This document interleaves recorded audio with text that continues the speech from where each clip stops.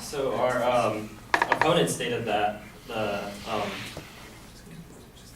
fracking causes a lot of air pollution, in which we do not deny that it causes air pollution, but not as abundant as what coal should do or would do. And in a new study in Duke University found that the abundance of cheap gas has rendered 9% of the nation's coal plants uneconomic, and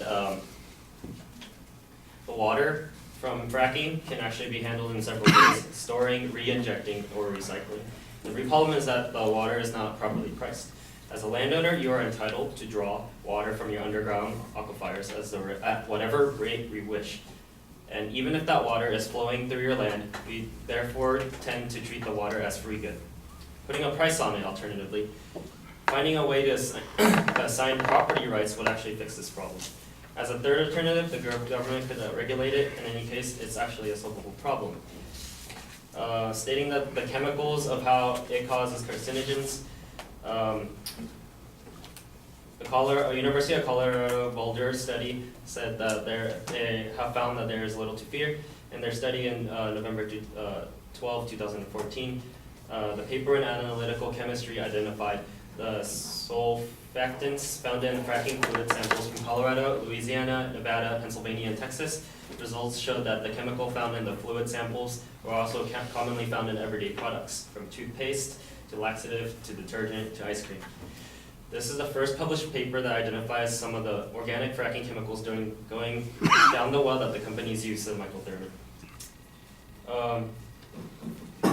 We found that the chemicals in the samples we were running, and most of us are putting down the drains at home.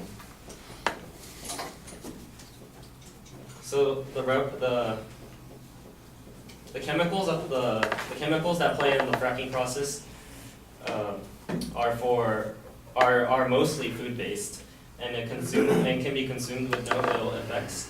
Governor Hickenlooper and CNBC's Jim Cramer have even had a drink of it.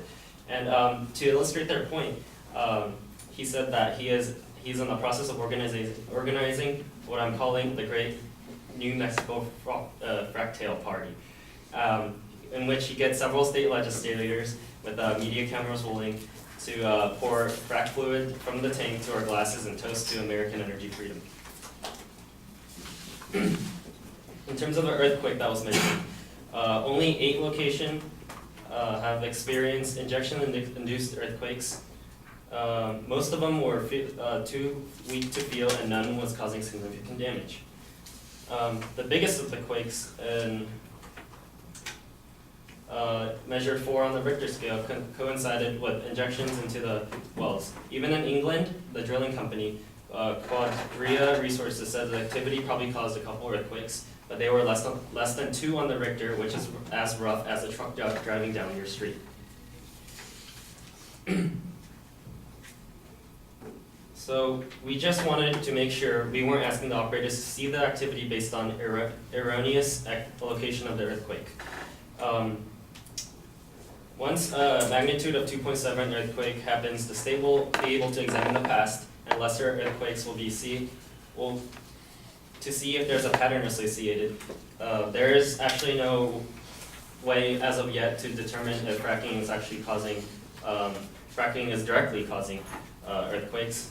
And even if they did, the earthquakes are not big enough for people to feel, especially in California, as we're used to earthquakes.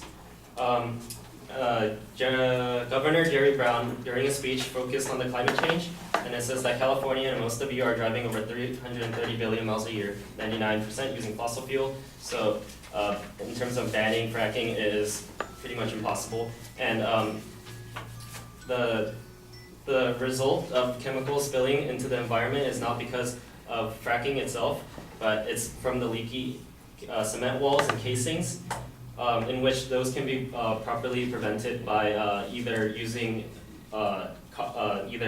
having better concrete or not using concrete at all, so that no chemicals are released.